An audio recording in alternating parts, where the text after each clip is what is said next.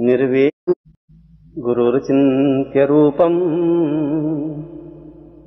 अहेतुं प्रमेयम् ध्यानं विचिन्त्यं प्रभमेव पाद्यम् गाद्यं सतां पूर्णमदैव तुल्यम्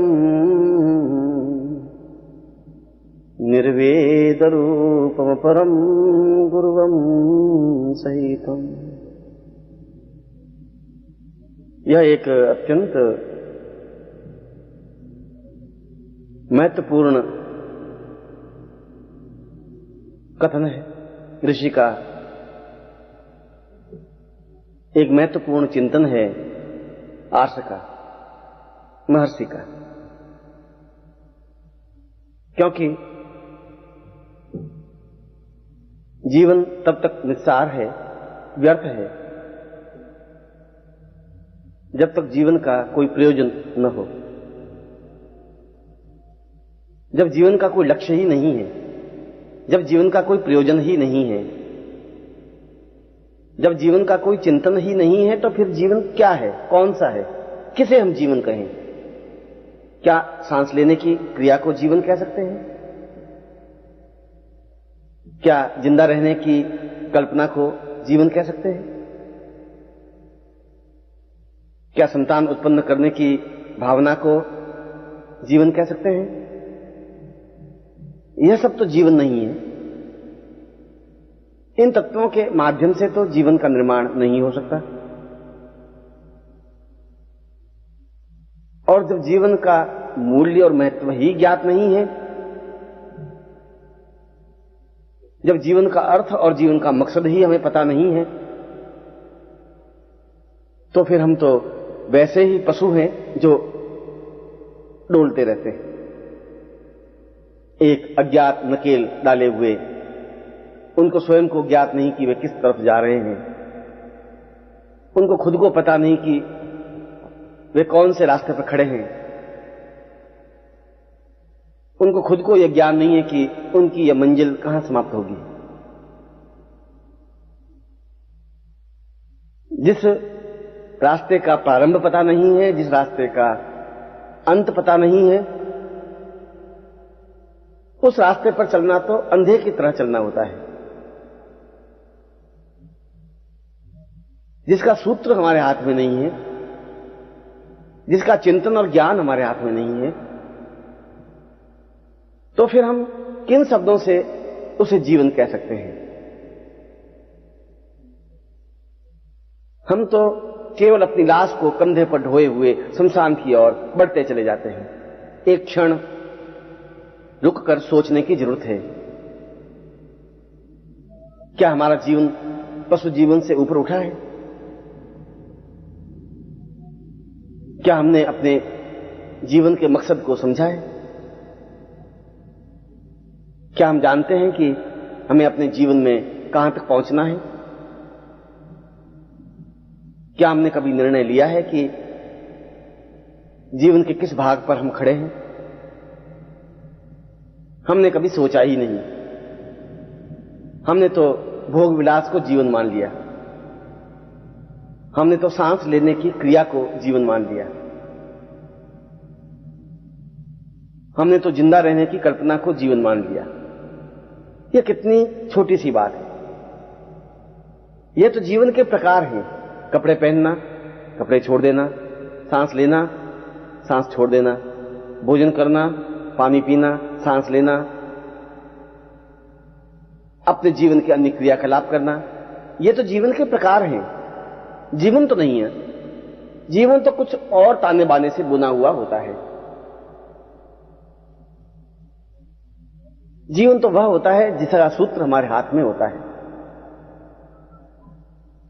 जीवन तो और हम जिंदा तो हैं। सामाजिक और वैज्ञानिक परिभाषा में हम जीवित हैं,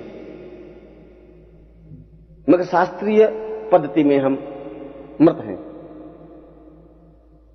क्योंकि विज्ञान तो यह कहता है कि जो सांस लेता है, जो गतिशील है, वह जीवन है। शास्त्र कहता है कि जिसमें चेतना नहीं है, जिसको इस बात का होश नहीं है कि मैं क्या हूं, कहां जा रहा हूं, कहां पहुंचना है, वह मृत है। और हम इस क्षण भी अगर रुक करके सोचें तो हमें ज्ञात ही नहीं है कि हमें कहां पहुंचना है। हमने तो चांदी के चंद टुकड़ों को इकट्ठा करने की क्रिया को जीवन मान लिया, 2-4 मकान बना लेने की जीवन पद्धति को जीवन मान दिया। यह तो जीवन नहीं है। यह तो जीवन का एक प्रकार है, चाहे भौतिक दृष्टि से जिए, चाहे निर्धनता में जिए, चाहे अमीरी में जिए, चाहे वैभव में जिए। और जब तक जीवन के इस चिंतन को नहीं समझेंगे तब तक हम सही अर्थों में जीवित भी नहीं हो पाएंगे। मगर यह जीवन कोई परिभाषा को समझाएगा कौन? कौन बताएगा कि हमारे जीवन का मकसद क्या है? कौन बताएगा कि यह जीवन व्यर्थ है या यह जीवन प्रामाणिक है? कौन समझाएगा कि जीवन को किस तरीके से जीना चाहिए? क्या आपाधापी में भागते रहने को जीवन कहते हैं? क्या हड़बड़ाहट में चलते रहने की क्रिया को जीवन कहते हैं? क्या हर समय व्यस्त रहना और तनाव में से गुजरने की क्रिया को जीवन कहते हैं? क्या वृद्धता और जर्जरता, रोग और बीमारी, अशिक्षा और अभाव, कष्ट और पीड़ा को जीवन कहते हैं? और क्या कफन ओढ़कर सुनसान में सो जाने को जीवन कहते हैं? शास्त्र में तो इसको जीवन नहीं कहा जाता है। शास्त्र में तो इस क्रिया को मृत्यु कहा जाता है। और हम सही अर्थों में जीवित मुर्दे हैं, जो चलते तो हैं मगर होश नहीं, जो खाते पीते तो हैं मगर उसका कोई अर्थ नहीं है, क्योंकि हमने कभी इन रहस्यों को, इस पद्धति को, इस चिंतन को सोचा समझा ही नहीं, और नहीं सोचा समझा तो उसका आनंद भी नहीं लिया जा सकता। जीवन का आनंद तो वो लेते हैं जो जीवन को समझते हैं। जो कभी मानसरोवर के किनारे गया ही नहीं, वह मानसरोवर के आनंद को समझ ही नहीं सकता है। जो छोटी छोटी तलैयाओं के किनारे बैठा रहा है, वह क्या समझे कि मानसरोवर में क्या आनंद है, कितनी विस्तृत झील है, कितना गहर अतल जल है, कितना स्वच्छ निर्मल पानी है। वह उसके वैभव को, वह उसकी संपदा को, वह उस झील की विशालता को नहीं समझ सकता। वह उस तलैया को ही जीवन मान बैठा है। एक मेढक यदि एक कुएं के एक किनारे से शुरू होकर के और पूरा चक्कर लगाकर उसी स्थान पे आ जाए और वह कहे कि यही पूरा विश्व है, तो उसके हिसाब से तो यही विश्व है, क्योंकि उसने पूरा राउंड लिया है, पूरा चक्कर काटा है। मगर यदि कभी उस मेढक को तालाब में डाल दिया जाए तो इतने अथाह जल को देखकर आश्चर्य में पड़ जाएगा कि अरे, मैं तो कुछ नहीं था, दुनिया तो कुछ और है, संसार तो कुछ और है। और यदि वह भूले भटके इस तालाब का भी पूरा चक्कर लगा दे और यह मन में प्रसन्नता व्यक्त कर ले कि मैंने अब पूरा विश्व देख लिया है, पूरा जीवन देख लिया है, अब इससे बड़ा तालाब, इससे बड़ा जल की राशि, इससे बड़ा जलाशय क्या हो सकता है? ये तो बहुत लंबा चौड़ा तालाब है और मैंने प्रयत्न करके इसका पूरा एक चक्कर लगाया है, मैंने देखा है, यही तो जीवन है।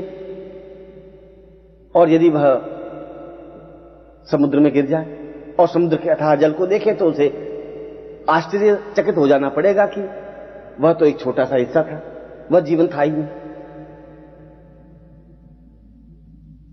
तुम्हारी भी स्थिति उस कुएं के मेढक की तरह है,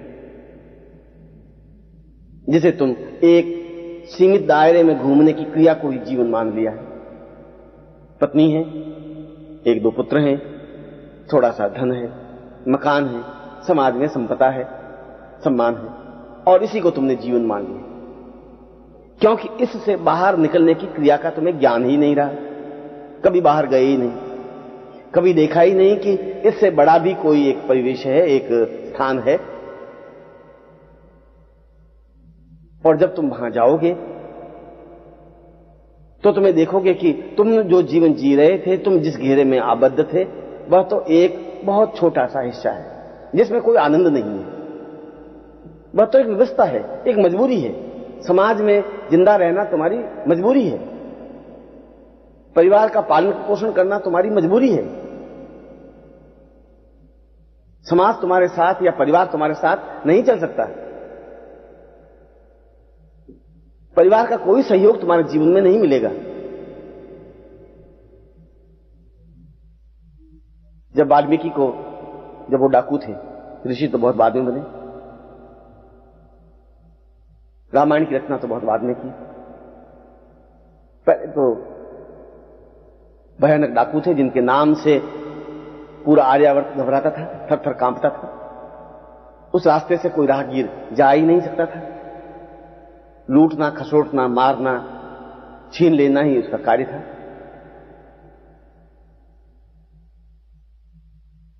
और एक बार नारद उसके हाथ में पड़ गए। नारद तो वीणा बजाते हुए नारायण नारायण करते हुए चले जा रहे थे और डाकू वाल्मीकि ने उनको पकड़ लिया। सुबह से कोई शिकार मिला ही नहीं था। बड़ी मुश्किल से यह आदमी नजर आया था। उसने उसकी वीणा छीन ली। नारद ने कहा, तुम क्या कर रहे हो? इस वीणा से क्या होगा? उसने कहा कि कोई मिला ही नहीं, और जब तक मैं दिन में लूट खसोट नहीं लूं तब तक भोजन करता ही नहीं। कोई कार्य करता हूं तो भोजन करता हूं। तुम पहले व्यक्ति मिले, दोपहर हो गई। ये वीणा बेच करके कुछ तो धन मिल ही जाएगा, और तुम्हारे कपड़े भी खोले, ये कपड़े भी मैं बाजार में बेच दूं। नारद ने कहा कि है तो यह पाप, ये तो अधर्म है। किसी साधु को, किसी सन्यासी को, किसी सामाजिक व्यक्ति को इस प्रकार से पकड़ना और छीन लेना क्या उचित है? उसने कहा, उचित तो नहीं, मगर मैं ये करूंगा जरूर, क्योंकि मुझे अपने परिवार का पालन पोषण करना है। नारद ने कहा कि तुम्हारा परिवार तुम्हारा साथ देगा, क्योंकि तुम तो पाप कर रहे हो, यह पाप कर्म है। वाल्मीकि ने कहा कि जरूर यह पाप कर्म है। किसी की हत्या कर देना पाप है, किसी को छल के साथ लूट लेना पाप है। मैं जानता हूं कि यह पाप है, मगर मैं अकेला ही तो पाप नहीं कर रहा हूं, अपने परिवार के लिए कर रहा हूं। परिवार मुझे साथ देगा ही। नारद ने कहा, तुम पहले अपने परिवार वालों को पूछ लो। वाल्मीकि ने एक रस्सी से नारद को पेड़ से बांध लिया। घर गए, बुढ़ी मां को पूछा कि तू मुझे बता कि मैं जो छीना झपटी, लूट खसोट, हत्याएं कर रहा हूं, यह पाप तो है ही? मां ने कहा, बेटा जरूर पाप है, और मैं इससे तुम लोगों को रोटी दे रहा हूं, अन्न दे रहा हूं, आवास दे रहा हूं, तो तुम भी पाप में भागीदार हो। मां ने कहा, मैं तो पाप में भागीदार नहीं होती। ये तुम्हारा कर्तव्य है कि तुम मां को रोटी खिलाए। तू कैसे कमा के लाता है ये तू जाने। पाप करेगा तो पाप का फल तुम भुगतेगा, मैं तो भुगतूंगी नहीं। मुझे, और मैंने पाप के लिए तुझे कहा भी नहीं, मैं इसमें भागीदार नहीं हो सकता। वाल्मीकि पत्नी के पास गया। पत्नी को कहा कि देख, मैं डाकू हूं और सैकड़ों लोगों की हत्याएं की हैं, लूटा है, खसोटा है, मारा है, उसके गहने छीने हैं और तुझे दिए हैं, तुझे पहनाए हैं। क्या छीनना, झपटना, लूटना, मारना पाप है? पत्नी ने कहा कि निसंदेह पाप है। वाल्मीकि ने पूछा, तो ये तुम्हारे लिए कर रहा हूं, क्योंकि ऐसा करने पर ही तो मैं तुम्हें अन्न दे सकता हूं, भोजन दे सकता हूं, आवास दे सकता हूं, गहने दे सकता हूं, और तुम्हारे लिए ये कर रहा हूं, तो तुम भी तो पाप में भागीदार हो। पत्नी ने कहा, मैं तो पाप में भागीदार नहीं रहती, मैं हूं ही नहीं। एक पति का कर्तव्य है, धर्म है कि वह पत्नी का भरण पोषण करे। तुम मेरा भरण पोषण करो। कैसे करते हो ये तुम्हारी जिम्मेवारी है, ये तुम्हारा धर्म है। पाप का फल तुम्हें भोगना पड़ेगा। वाल्मीकि वापिस आ गए, नारद को बंधन से छुड़ाया, छोड़ दिया, और उसी क्षण उन्होंने डाकू का कार्य छोड़ करके, छीना झपटी का कार्य छोड़ करके एक साधु जीवन प्रारंभ कर। क्या तुम भी वाल्मीकि डाकू से कुछ कम हो? क्या तुम छीना झपटी नहीं कर रहे, छल नहीं कर रहे, झूठ कपट और असत्य नहीं कर रहे हो? और यह सब तुम परिवार वालों के लिए कर रहे हो, और तुम्हें यह गलतफहमी है कि ऐसा करने पर परिवार वाले तुम्हें साथ देंगे, पाप में भागीदार होंगे। पाप में भागीदार तो वो नहीं है, असत्य और अधर्म में तुम्हारे भागीदार नहीं है। तुम्हें अकेले ही यह पाप भोगना पड़ेगा, तुम खुद ही इसके जिम्मेवार हो।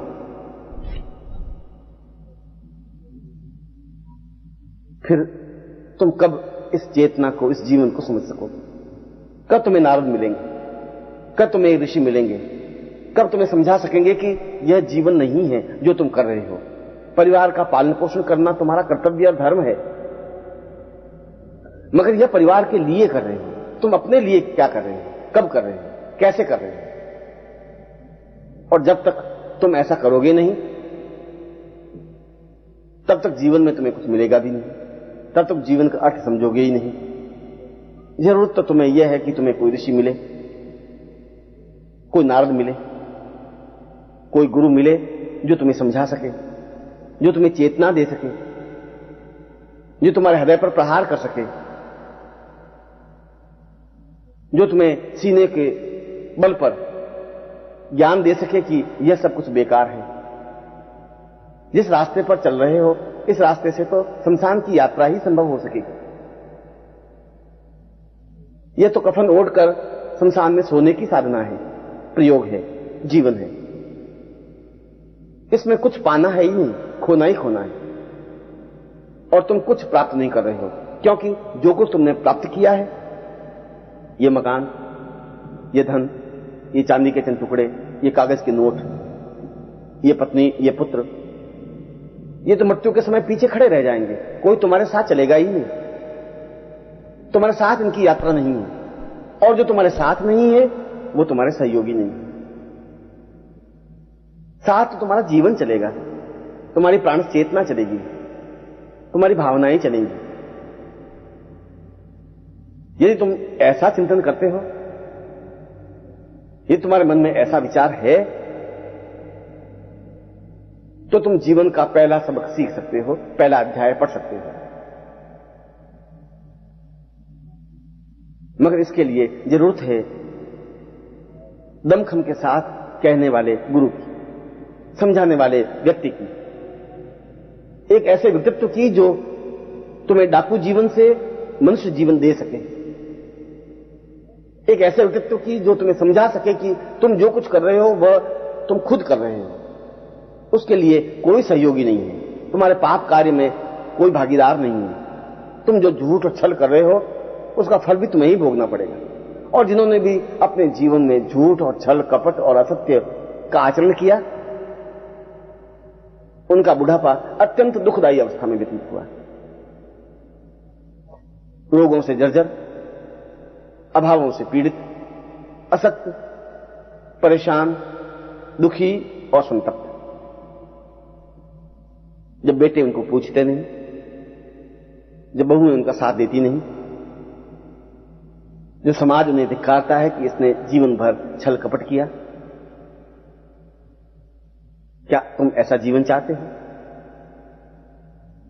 क्या तुम ऐसा बुढ़ापा चाहते हो? क्या तुम ऐसा चाहते हो कि मृत्यु तुम्हारा गला पकड़ ले और छटपटाए? क्या तुम ऐसा चाहते हो कि मरते समय तुम्हारी आंखों में से आंसू ढुलके और कोई हमदर्दी दिखाने वाला न हो? क्या तुम ऐसा जीवन चाहते हो कि मृत्यु के बाद सब लोग तुम्हें धिक्कारें और कोई तुम्हारे प्रति कृतज्ञता ज्ञापित नहीं करे, किसी की आंख नहीं भीगे, किसी के मन में रुलाई नहीं फूटे?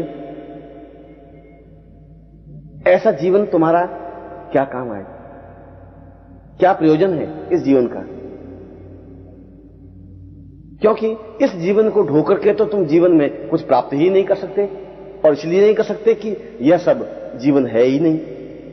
जो जीवन नहीं है वह तो पत्थरों के ढेर को उठा के चलने की क्रिया है, जिसमें झूठ के पत्थर हैं, कपट के पत्थर हैं, असत्य और व्यभिचार के पत्थर हैं, और इनसे प्राप्त होता है दुख, परेशानियां, अड़चने, बाधाएं, रोग, जर्जरता, बुढ़ापा और मृत्यु। ये तुम्हारे सामने खड़े हैं, 2-4 कदम चलने पर ही इनका सामना करना पड़ेगा। फिर तुम चाहे कितनी औषधि लो, व्यर्थ है। फिर तुम चाहे कुछ भी करो, बेकार है। फिर तुम्हारा कोई साथ नहीं देगा, घर वाले भी नहीं, पत्नी भी नहीं, पुत्र भी नहीं, बंधु बांधव भी नहीं, रिश्तेदार भी नहीं, समाज भी नहीं, क्योंकि तुमने अपने जीवन में कोई ऐसा मार्गदर्शक ढूंढा ही नहीं जो तुम्हें ज्ञान दे सके, झकझोर सके, चेतना दे सके, दमखम के साथ तुम्हारे सामने खड़ा हो सके, तुम्हें कह सके कि यह सब गलत है, तुम्हें कह सके कि तुम गलत रास्ते पर हो, तुम्हें कह सके कि यह रास्ता शमशान की ओर जाता है, अमृत्यु की ओर नहीं, अमृत की ओर नहीं, सुख और सौभाग्य की ओर नहीं, आनंद की ओर नहीं। और यदि आनंद की यात्रा नहीं है, मधुरता की यात्रा नहीं है, सौभाग्य की यात्रा नहीं है, तो फिर वह जीवन नहीं है। ऐसे तो तुम्हारे बाप दादा, परदादा, हजारों लोग शमशान में जाके मृत्यु को प्राप्त हो गए, और आज उनका नाम लेने वाला भी कोई नहीं है। तुम भी उसी तरीके से मृत्यु को प्राप्त हो जाओगे, और तुम्हें कोई पूछने वाला नहीं होगा, कोई तुम्हारे लिए विचार करने वाला नहीं होगा, कोई एहसास करने वाला भी नहीं होगा कि तुमने कितना कितना परिश्रम किया है। और इसीलिए जीवन में एक गुरु की जरूरत होती है, जरूरत होती है जीवन के मध्य में, और इस गुरु को प्राप्त करने की क्रिया तुम्हें ही करनी पड़ेगी। गुरु स्वयं तुम्हारे पास आकर के खड़ा नहीं होगा, तुम्हें ढूंढना पड़ेगा। नदी को खुद को गंगोत्री से चल करके समुद्र की ओर जाना होगा, समुद्र उठ करके गंगोत्री के पास नहीं पहुंचेगा। तुम्हें खुद को उठ करके उस पत्तों के पास, पुष्पों के पास, मधुरिमा के पास पहुंचना पड़ेगा, जहां सुगंधित हवा है, जहां आनंद की हिलोर है। वह खिलखिलाते झूमते हुए पुष्प तुम्हारे पास आकर के खड़े नहीं हो जाएंगे। यात्रा तो तुम्हें स्वयं को करनी होगी, तुम्हें स्वयं को खोजना होगा। जिस प्रकार से तुम धन खोजते हो, पुत्र खोजते हो, उसी प्रकार से गुरु की खोज करना भी तुम्हारे लिए अनिवार्य है, आवश्यक है। ऐसा गुरु जो सशक्त हो, जो समर्थ हो, जो योग्य हो, जो प्रहार करने वाला हो, जो हाथ पकड़ के तुम्हें समझाने वाला हो, जो तुम्हें चेतना देने वाला हो।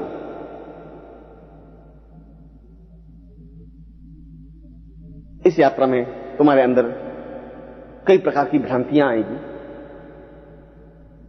क्योंकि तुमने उन भ्रांतियों को ही पाल रखा है। शक, संदेह, तुम्हारे अंदर कपट और व्यभिचार पाल रखा है, और वे सब तुम्हारे सामने तनकर खड़े हो जाएंगे, तुम्हारे मार्ग को पथभ्रष्ट करेंगे, तुम्हें कुमार्ग पर गतिशील करेंगे, तुम्हें कहेंगे कि गुरु की खोज व्यर्थ है, तुम्हें कहेंगे कि यह समय बर्बाद करना है, क्योंकि तुमने ऐसा ही बोया है। तुमने अपने जीवन में झूठ को थपथपाया है, तुमने अपने जीवन में छल को प्रश्रय दिया है, तुमने अपने जीवन में कपट का साथ दिया है, तो वे इस समय तुम्हारे सामने खड़े रहेंगे, क्योंकि इससे उनका स्वार्थ समाप्त होता है। कायर और बुज़दिल हताश हो जाते हैं, निराश हो जाते हैं, खोज बंद कर देते हैं। मगर जो हिम्मती हैं, जो दृढ़ निश्चयी हैं, जो एक क्षण के साथ जल उठने वाले हैं, जो निश्चय कर लेते हैं कि मुझे कुछ करना है, खोज करनी है, मुझे ऐसा घिसा पिटा जीवन नहीं जीना है, मुझे अपने जीवन में वह सब कुछ प्राप्त करना है जो जीवन का आनंद है, जीवन का ऐश्वर्य है, जो मृत्यु से अमृत्यु की ओर जाने वाला है, जो आनंद प्रदान करने वाला है, जो ऐश्वर्य प्रदान करने वाला है, जो सही अर्थों में पूंजी देने वाला है, धनवान बनाने वाला है। और इसकी खोज में जो पहला पग आगे बढ़ा देता है वह साधक है।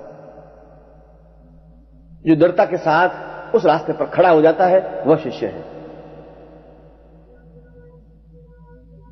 जो निश्चय करके यह प्रयत्न करता है कि मुझे गुरु को प्राप्त करना ही है, वह सन्यासी है, वह योगी है।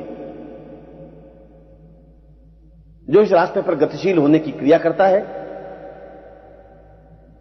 वह सही अर्थों में तपस्वी है। जंगलों में खाक छानने वाले तपस्वी नहीं होते। चारों तरफ आग लगा करके बीच में बैठने वाले को योगी नहीं कहते। जो जीवन के मर्म को समझने की कोशिश करते हैं वे योगी और सन्यासी हैं। जो गुरु की खोज में आगे बढ़ते हैं वे साधु हैं। जो गुरु को प्राप्त करके ही रहते हैं वे शिष्य हैं। और जो ऐसा प्राप्त कर लेता है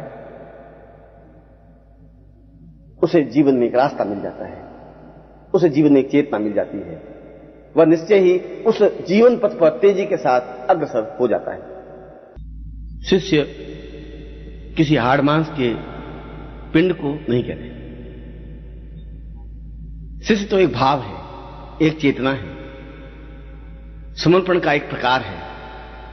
जिसमें समर्पण नहीं वह शिष्य हो ही नहीं सकता। किसी आंख नाक कान हाथ पैर वाले को शिष्य नहीं कहते। चलने फिरने वाले व्यक्ति को शिष्य नहीं कहते। शिष्य तो उसे कहते हैं जिसमें श्रद्धा होती है। श्रद्धा और समर्पण, इन दोनों से जो निर्मित होता है वह शिष्य कहलाता है। और अगर शिष्य बनता है तो उसे रास्ते का भान होता है, ज्ञान होता है, जीवन के रास्ते पर गतिशील हो सकता है। दीक्षा लेने वाले को शिष्य नहीं कहते। सिर मुंडने वाले को भी शिष्य नहीं कहते। हरिद्वार में स्नान करने वाले को भी शिष्य नहीं कहते। और गुरु के पैर दबाने वाले को भी शिष्य नहीं कहते। ये सब तो उसके प्रकार हैं। शिष्य का तात्पर्य है नजदीक होना, गुरु के बहुत अधिक नजदीक हो जाना। इतना नजदीक हो जाना कि गुरु और शिष्य में कोई अंतर ही नहीं रहे। अगर अंतर ही रह गया तो फिर शिष्य बने ही नहीं। फिर वह अपने मुंह से शिष्य नहीं कह सकता अपने आप को। इतना भी गैप नहीं रहना चाहिए, इतना भी अंतर नहीं रहना चाहिए कि बीच में से हवा भी निकल सके। उसके जीवन का सारा चिंतन, सारा क्रियाकलाप गुरुमय ही हो जाता है। गुरु ही उसका ओढ़ना, गुरु ही उसका बिछोना, गुरु ही उसका भोजन, गुरु ही उसका खाना, गुरु की वाणी ही बोलना और गुरु के शब्दों को श्रवण करना, गुरु की सेवा ही करना और गुरुमय हो जाना। उसकी आंखों में गुरु का भाव तैरने लगता है। वही तो शिष्य बन सकता है। और इस जीवन के रास्ते पर केवल शिष्य चल सकता है। साधक तो बहुत छोटी चीज है। शिष्य के सामने साधक की कोई औकात नहीं होती। योगी तपस्वी उसके सामने कहीं ठहर नहीं पाते। उसके सामने देवता और यक्ष गंधर्व और किन्नर अपने आप में कोई मूल्य नहीं रखते। तो शिष्य अपने आप में एक चेतना पुंज होता है, दीपक होता है, जो अपने आप में श्रद्धा का पूर्ण स्वरूप होता है, समर्पण की साकार प्रतिमा होता है, जो गुरु के जागने से पहले जागता है, जो गुरु के सोने के बाद सोता है, जो केवल इस बात का ही चिंतन करता है कि गुरु के तनाव को कैसे दूर किया जाए, गुरु को कैसे प्रसन्नता प्रदान की जाए, गुरु की किस प्रकार से सेवा की जाए, हम गुरु के किस प्रकार से हाथ पैर बने, आंख बने, नाक बने, सिर बने, विचार बने, भावना बने, धारणा बने, किस प्रकार से बने, किस युक्ति से बने। जो केवल इतना और केवल इतना ही चिंतन करता है वह सही अर्थों में शिष्य कहलाता है। और सच्चा शिष्य, सही अर्थों में बना हुआ शिष्य अपने आप में उस रास्ते पर खड़ा हो जाता है जो जीवन का रास्ता होता है, जो पूर्णता का रास्ता होता है, जो पवित्रता का रास्ता होता है, जो ब्रह्म को पहुंचाने का रास्ता होता है। इसलिए शिष्य की समानता तो देवता, गंधर्व, यक्ष कर ही नहीं सकते। तपस्वी और साधु तो बहुत छोटी बात है। क्योंकि उसमें कुछ अलग तथ्य होता ही नहीं, वह गुरु का एक भाग होता है। गुरु की आंख को गुरु से अलग करके नहीं देखी जा सकती, गुरु के हाथ को गुरु से अलग करके नहीं देखा जा सकता है, गुरु के सिर को गुरु से अलग करके नहीं देखा जा सकता है। ठीक उसी प्रकार शिष्य को भी गुरु से अलग करके नहीं देखा जा सकता है। जो केवल संपूर्ण दृष्टि से गुरुमय हो जाता है वह शिष्य बन जाता है, और वह शिष्य बहुत बड़ा कार्य करता है, संसार का अद्वितीय कार्य, अप्रतिम कार्य, कि वह गुरु को एक चेतना प्रदान करता है, गुरु को एक अवसर प्रदान करता है कि वे अपने ज्ञान को संसार के सामने रख सके। यदि गुरु अपने छोटे छोटे कार्यों में ही व्यस्त हो जाएगा तो ज्ञान किस समय देंगे, चेतना किस समय देंगे, जीवन के मूल्यवान कार्य किस समय करेंगे। इन छोटी छोटी चीजों को अपने ऊपर से लेकर के गुरु को अवसर प्रदान करता है कि वह ज्ञान की नदी प्रवाहित करे। उनके कार्यों और तनावों को अपने ऊपर लेकर के गुरु को यह अवसर प्रदान करता है कि वह ज्ञान का मानसरोवर अपने सामने जागृत चैतन्य करे, जिसमें हजारों लाखों लोग स्नान कर पवित्र हो सकें, दिव्य हो सकें, जिसमें शिष्य अवगाहन कर सके। यह गुरु की सबसे बड़ी सेवा है, यह शिष्य का सबसे बड़ा कर्तव्य है, यह शिष्यता है, यह पात्रता है। धन देकर गुरु की सेवा नहीं की जा सकती, पैर दबा करके भी नहीं की जा सकती, हाथ जोड़ करके भी नहीं की जा सकती, मिठाई खिला करके भी नहीं की जा सकती। वह तो गुरु को एक अवसर प्रदान करता है, उनकी व्यस्तता को अपने ऊपर ले लेता है, उनके तनावों को अपने ऊपर ले लेता है, उनके दुखों को अपने ऊपर ले लेता है, उनके परेशानियों को अपने ऊपर झेल लेता है और गुरु को मुक्त कर देता है, जिससे कि और अत्यंत महत्वपूर्ण कार्य किया जा सके, एक नया ग्रंथ की रचना की जा सके, एक नए ज्ञान की निर्जरणी प्रभावित की जा सके, एक साधना का रास्ता प्रशस्त किया जा सके, एक उपासना का मार्ग खोजा जा सके, एक प्राचीन ऋषियों के उन आर्ष वाक्यों को नए सिरे से जागृत और चैतन्य किया जा सके,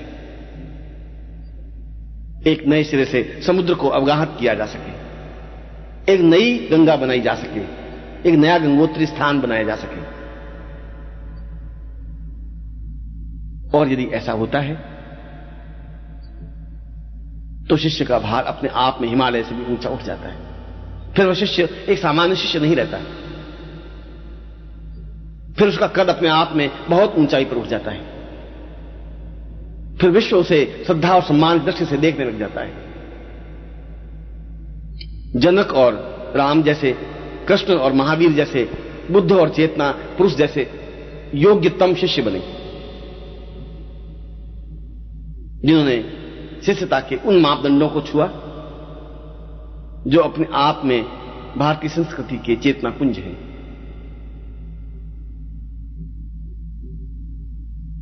और यदि शिष्य इस श्रद्धा, इस सम्मान को लेकर के, इस समर्पण को लेकर के आगे बढ़ता है तो फिर उसे ध्यान करने की जरूरत होती ही नहीं, क्योंकि वह तो हर क्षण खोया रहता है अपने गुरु के चरणों में। उसे गुरु के चरण दिखाई नहीं देते, वहां हरिद्वार दिखाई देता है। वह उन चरणों को स्पर्श करता है तो ऐसा लगता है कि जैसे उन्होंने काशी का चरण स्पर्श किया, ऐसा लगा कि जैसे उसमें काशी विद्यमान है, वाराणसी विद्यमान है, हरिद्वार विद्यमान है, गंगा उसमें है, यमुना है, सरस्वती है, नर्मदा है, सिंधु है, कावेरी है और समस्त समुद्र है। वह उन चरणों में काबा देखता है, काशी देखता है, वह देखता है मक्का और मदीना देखता है, वह उन चरणों में अपने संपूर्ण देवताओं के दर्शन करता है। फिर उसे अन्य साधना करने की जरूरत नहीं रहती, अन्य साधनाएं तो अपने आप में गौण हो जाती हैं। गुरु का शरीर तो अपने आप में जीवित जागृत मंदिर है,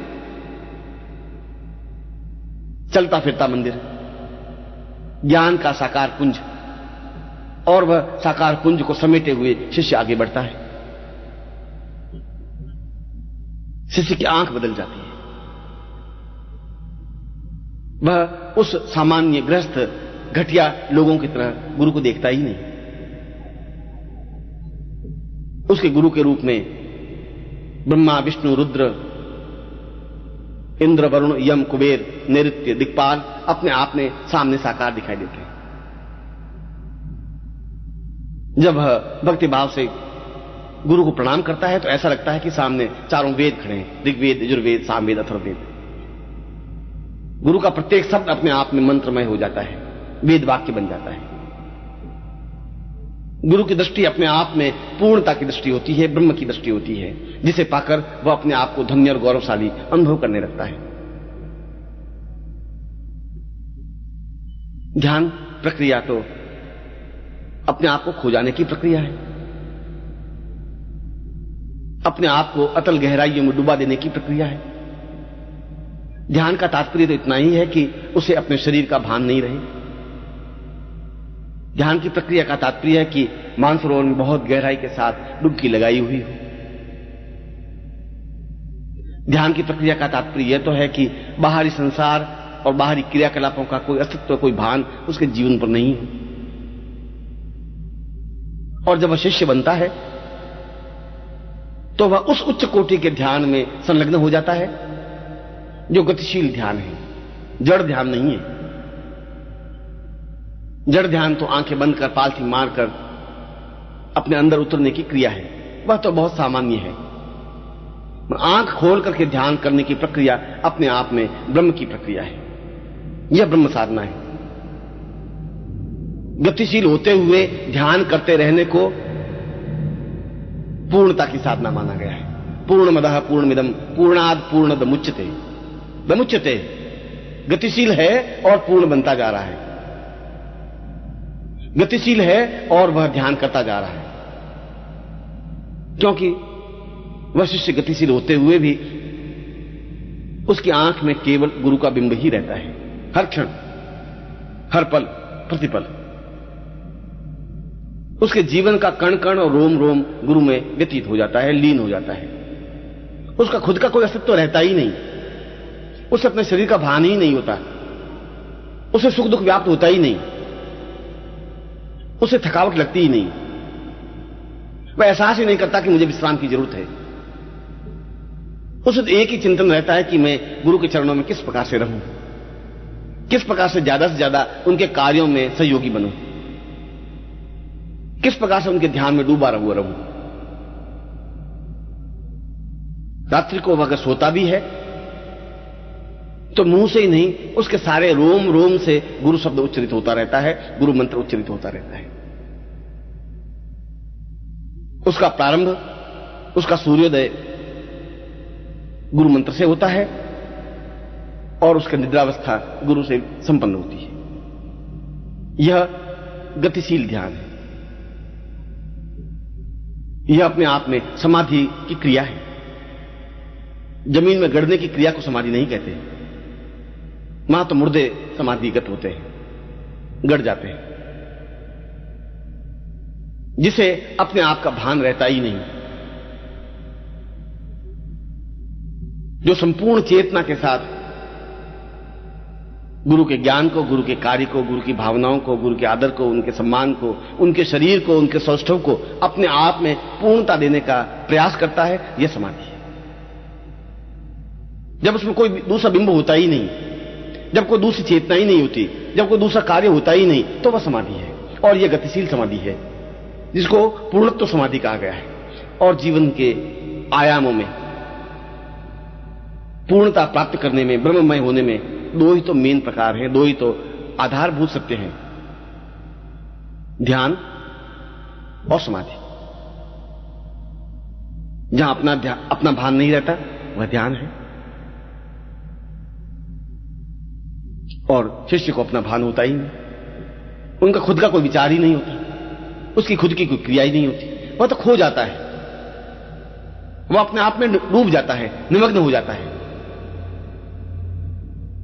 गुरु से मानसरोवर में छलांग लगाने को कहते हैं। वो कहते हैं कि इस किनारे पर खड़ा मत रह, इन घोंघों से, इन पत्थरों से तुम्हारे जीवन का मूल्य नहीं बन सकता, इन छोटी मोटी साधनाओं से तुम्हारे जीवन में पूर्णता नहीं आ सकती। तुम दो चार साधनाएं कर लोगे तो ठीक वैसा ही होगा जैसे तुमने दो चार कंकर, दो चार चमकीले पत्थर इकट्ठे कर लिए। दो चार कंकर पत्थरों से जीवन का सत्य, जीवन की पूर्णता का आभास नहीं हो सकता।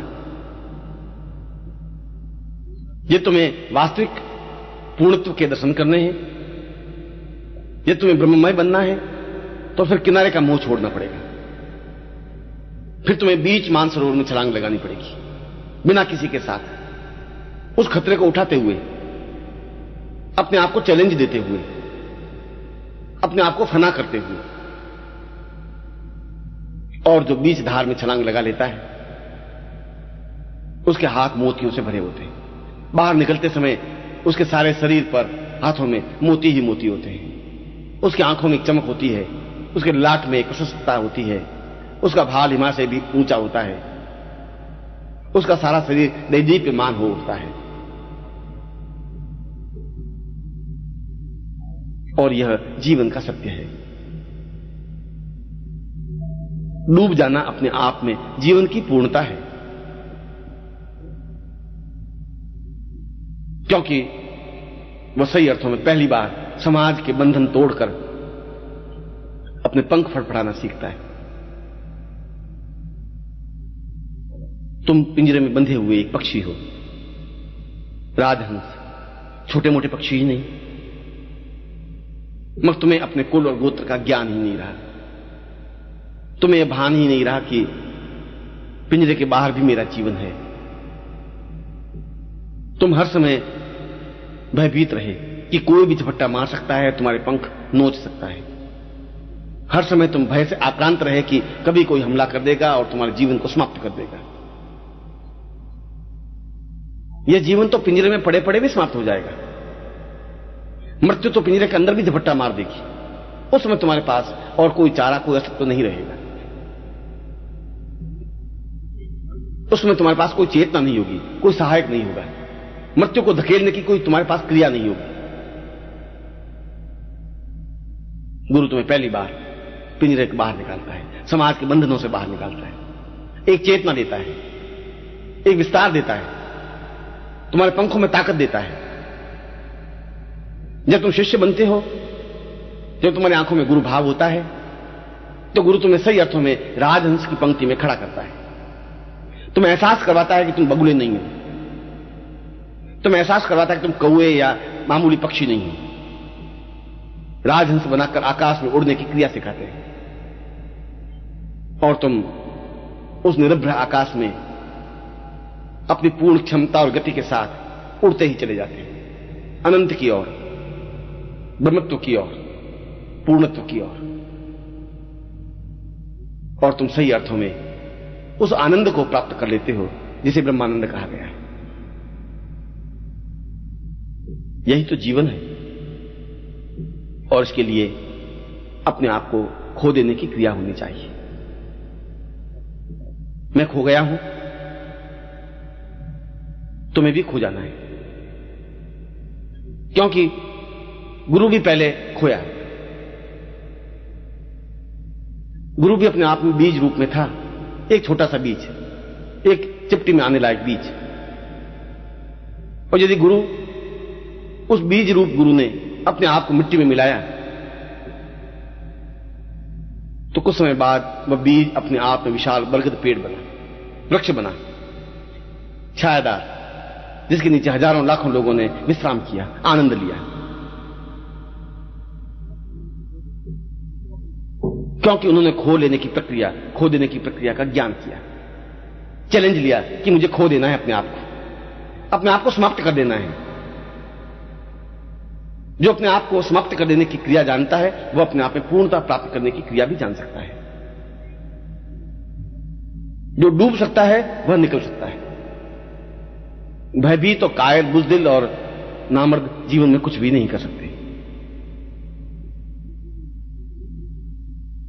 जो जीवन में चैलेंज लेते हैं वे मृत्यु के गाल पर थप्पड़ लगा सकते हैं।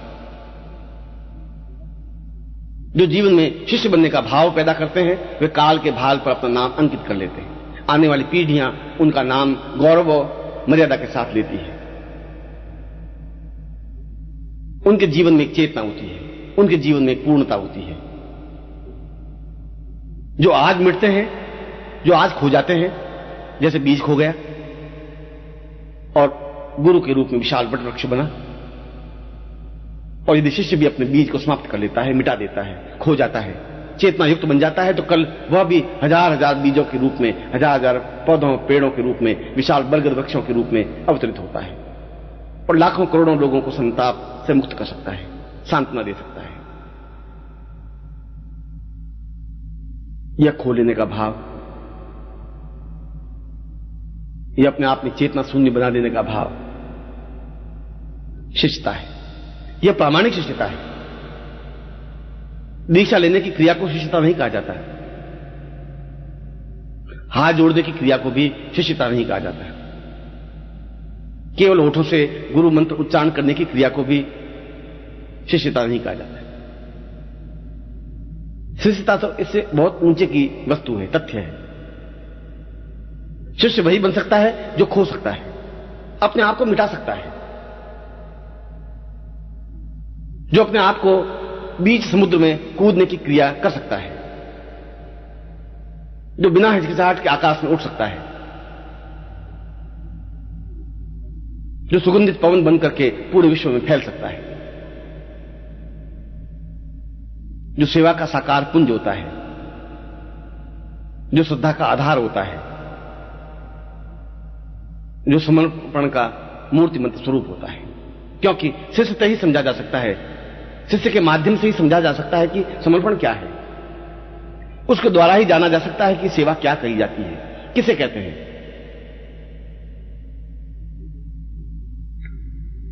ये देवी देवताओं की सेवा और पूजा, घंटी घड़ियाल बजाना अपने आप में ढोंग है, पाखंड।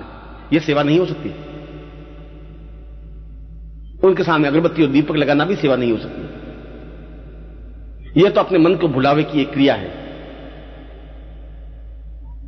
जो चैतन्य देवता तुम्हारा अगर लाभ नहीं उठा सकते तो पत्थर की मूर्ति तुम्हें क्या लाभ पहुंचा सकेंगी, बुद्ध तुम्हें क्या लाभ दे पाएंगे। जो प्राणवान शिष्य है, चेतना युक्त शिष्य है, वे मूर्तियों के पीछे भटकने की अपेक्षा जीवित जागृत उस देवता को, उस मूर्तिमंत स्वरूप की पूजा अर्चना, साधना, आराधना करता है। उसके लिए कोई गंगा नहीं होती, कोई यमुना नहीं होती। गुरु के चरण उसके लिए गंगा होते हैं। उसी में स्नान कर वो अपने आप को धन्य महसूस करता है। उसके लिए किसी प्रकार के तीर्थ और पाठ नहीं होते। गुरु के शब्द उसके लिए वेद होते हैं। गुरु की आंखें उसके लिए अमृत वर्षा होती है, जिसमें भीग कर वह अपने आप को पूर्णता की ओर अग्रसर कर सकता है।